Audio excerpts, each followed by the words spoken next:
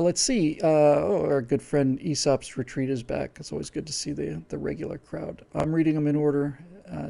Dave Olson's got 11. This one has got 2, but here we go. Whatever happened to the crazy hype over Planet X, Niburu, and that it was going to come so close to the Earth would flip poles? That Niburu would come close enough so that the Niburians could launch their ships, come over to the Earth, and pretty much eat us if they so desired. The hyped-up conspiracy scare theory went from at least 2010 all the way into the day after it was supposed to arrive. Then nothing, not even an oops. Did Niburu decide to stop off at Jupiter or for lunch or something? I am not up on my Niburu orbital mechanics. I seem to recall dimly that it's the name of a minor planet, something, a planetoid, which was Pluto was demoted to planetoid, and Pluto deserved to be demoted to planetoid. It's there are dozens of those things out there. We find them all the time. Charon is one that's closer, I think I want to say between Jupiter and Saturn, and there are a number of them out there, very similar to size, some a little bit bigger than Pluto. If somebody's thought was that one of these things is coming into the inner solar system, I suspect something like that would be traceable back by thousands of years. I think you could mathematically retrace the orbits and realize something big happened. So there's good news and bad news about space objects. And the good news is the bad news is there's a lot more of them than we think, and there are a lot of them that are still undiscovered. That's the bad news. The good news is the reason they're undiscovered is because they're relatively small. Everything big enough to hurt out there, I'm relatively confident we've got a pretty good eye on. And when you look at the orbits of these near-Earth asteroids and Earth orbit crossing asteroids, when you see how many of them are, it run a chill down your spine. But again, just like what we were talking about earlier with the eclipse, space is awful big, and just because things get very close on a 1,000 pixel wide screen doesn't mean that they hit each other in the real world. Space is very big. Now, as far as this particular thing goes, needless to say, I don't put any stock in it, but I have seen it before. I have seen these kind of hysterias before. There was the whole 2012 thing, end of the Mayan calendar. There was Y2K. You remember that catastrophe where the Earth basically it caught fire and incinerated itself, and traffic lights didn't work, and hundreds of millions were killed, just like they predicted. I remember the ozone hole that was going to kill us all, and now we've got, of course, global warming that's going to kill us all if we don't decide to save the planet. And so once you see enough of these things, and especially when you see the kind of people that are drawn to these things, you begin to realize that there's something in human nature, in all of our human natures. I don't know why my levels are so low today. But there's something in all of us that likes it. Otherwise it wouldn't happen. And it's that sense of wonder and excitement. Life is fairly boring for us today. That's one of the reasons why we're falling apart, is because we're wired for combat, basically, and since we don't have any, we have to create our own. But there's something obviously very exciting about it. There's something exciting about the end of the world. It certainly gets your attention, if nothing else.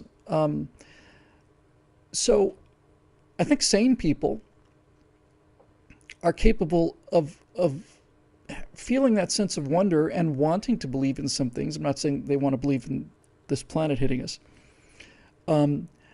But UFOs, for example, I remember when friends of mine said they saw UFOs, and these were astronomers, young astronomers. I was as excited as I could be. I couldn't wait to go out there. And then I went out and I was thinking, well, we haven't seen anything. And they're screaming and yelling and pointing at things. It's a satellite, and it's obviously a satellite. So at no point did their reason overcome their emotional desire to see something. I remember seeing that underwater picture of what was supposedly the Loch Ness Monster's fin. It looked like a plesiosaur fin, looked a lot like a plesiosaur's fin. I remember being really pumped up and excited about that. It would be so great to see something new. This is one of the few curses of the modern age. Virtually everything else is a blessing, but for certain people, certainly for people like me, and I suspect like you as well, It's sad that there are no undiscovered places, and it's sad that there are no more big discoveries here. There's a skinny chance that there's something in the deep oceans that we're unaware of, but beyond that, I'm not saying we can't find some new species of monkey or even, a large ape or something, but this kind of wonder at a discovery here is I think pretty much over, and that's really sad. And so when something like this happens, I think a lot of people are drawn to it. The idea. I remember when I saw Close Encounters of the Third Kind. I want to say it was about '77. Sounds about right. I'd been working at the planetarium for about 3 or 4 years, and we did a premiere of that show, and then we did a UFO show. And I, for the life of me, cannot remember. I know the UFO show was. I cannot remember. I don't believe it was a debunking show, but in any event, I got into the UFO phenomenon pretty seriously, and pretty early on, I began to realize, okay, I'm not impressed by these blurry pictures. And turns out, and by the way, once enough of these pictures, this is photographic evidence of a UFO. When somebody comes out there with the trumpets blaring saying we finally got it, and then a year later you find out no, it was a fake, and when this happens repeatedly, that's telling you something.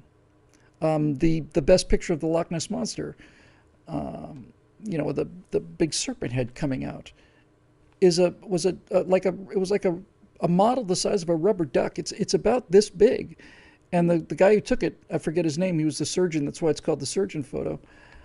Just decided to make a little model and put it out there, and he took a picture of it. And as I've said before, it's remarkable how your reason can be blinded, because I would look at the picture of the surgeon's photo. Just look up surgeon's photo on Google, and you'll see that very, very famous grainy picture of the Loch Ness monster. And I remember looking at that and saying, that's pretty impressive evidence.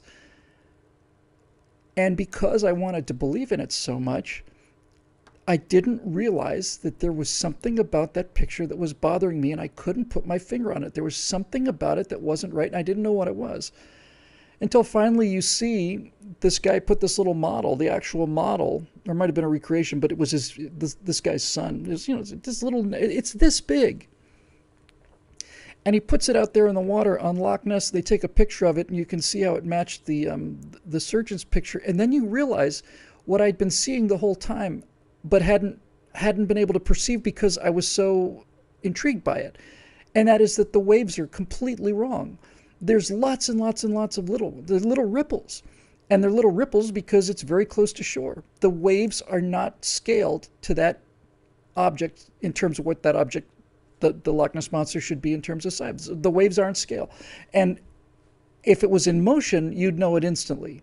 That's why so many of these, older 50s, 60s movies, 40s movies even, where you see everything was done with models, and there's maybe there's a submarine movie and you see a model of a Japanese destroyer or something. And one of the reasons why it all looks so fake, the main reason, is because the waves just don't work. Water doesn't behave on a small scale the way it behaves on a large scale, and that's why it doesn't look right. Neither does fire, for that matter. So anyway,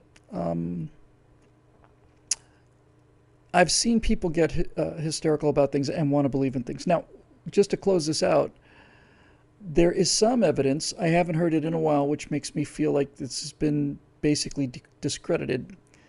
But this is a relatively plausible idea. That some people believe that that the sun is actually a double star, and that the companion is a red dwarf that is so dark that we haven't seen it yet. And it's in an extremely elliptical orbit, which means it's very long and flat, almost like a cigar. So this red dwarf basically stays way out there for virtually all of the time, and then it comes in and swings around real fast and goes way back out there again. And they've called it nemesis because they've seen some evidence, some orbital evidence, and some geological evidence that there's sort of a cyclical kind of thing that could be explained by this. I suspect by now, given our incredible increases in things like infrared satellite imagery and our ability for computers to process radio signals and all the rest of it. I'm quite sure that if that were the case, we'd pick it up by now. But it's barely possible that we haven't found it yet. And unfortunately, as Eric Blake just said, don't forget the Yeti. And I know he's being ironic, but the problem is when enough of these things are proven to be false, you begin, assuming you've got a brain, assuming the truth is important to you, you begin to realize that if so many of these things are false and debunked, then there's something probably not right with this. I think one of the first books I ever read that I can remember realizing this is changing my thinking. It's this book is changing the way I think about not just this subject but about the whole world.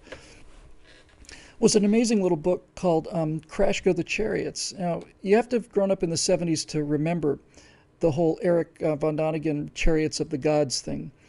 But von Däniken, I think that's his name, it's been so long, had basically made the case that Earth had been visited by aliens in the distant past, and that this is where the flaming chariots and angels and flying creatures and demons and all the rest of this stuff came from. And I remember one example with tremendous clarity. There are two examples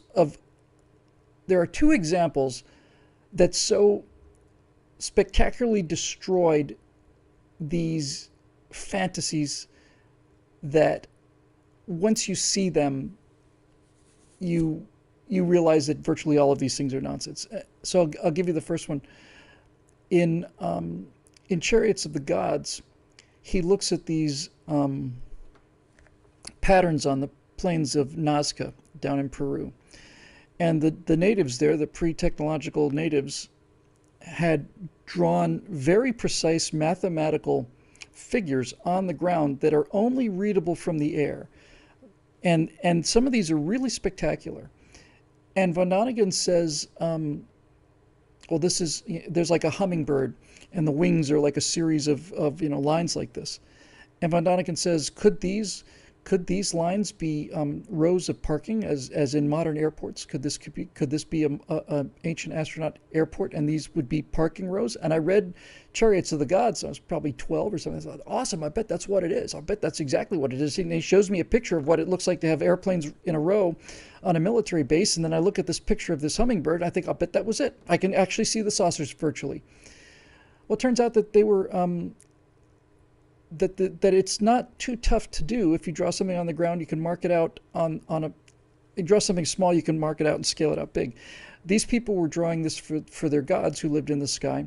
But the thing that blew Chariots of the Gods out of the water for me was when somebody said, and this is the kind of thing, like I say, it just utterly destroys the argument for two reasons. Somebody said that this hummingbird, which you think is about the size of an airport, it's certainly sold to you to be the size of an airport. It's maybe 30 yards across, 20 yards across.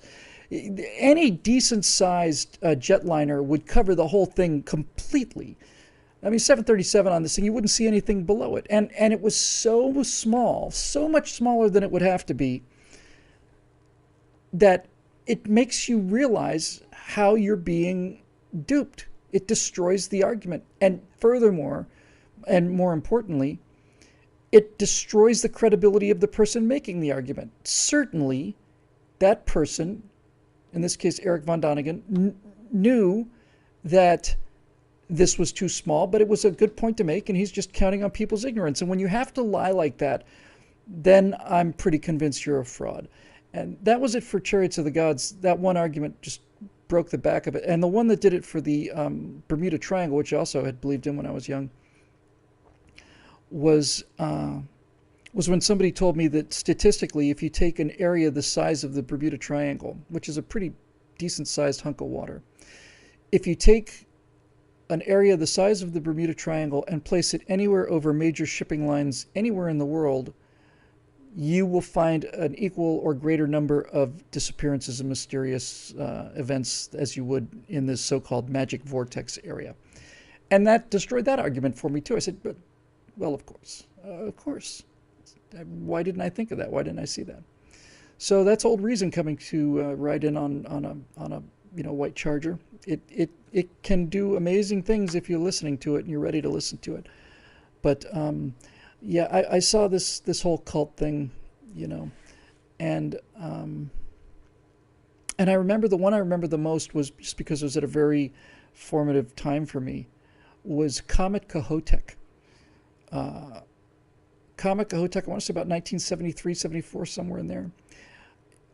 Kohoutek um, was seen at a very far distance. We can tell how far an object is by its relative motion and so on and so forth and figure out its orbit. And Comet Kohoutek had been detected far, far away, much further than usual. And so it didn't appear to be a periodical comet like Halley's Comet or Encke's Comet or all the rest of these things that are actually in orbits. This looked like it was fresh. It hadn't been here before. And since it was big and since it was already starting to glow and start to outgas far away, everybody thought that this could be the comet of the century, maybe to be the comet of the millennia, and that would be just a spectacular thing. And as usual, people started to hyperventilate about the Earth going through, the tail of the comet. In 1910, when Halley's Comet came, or 12, or whenever it was one of those dates, the Earth passed through a bit of the tail of the comet, and people were panicking, and they were buying gas masks because of all the poisonous vapors that were going to come from all the rest of it. And Kohoutek was the biggest flop ever. It was just a smudge. It was the biggest disappointment of my life in terms of like, oh well, that wasn't much of a show. But people were talking about Comet Kohoutek as if it was the end of the world.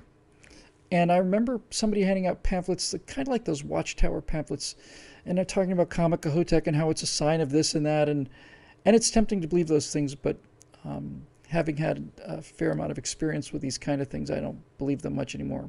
I could be convinced, but I'm going to need some evidence.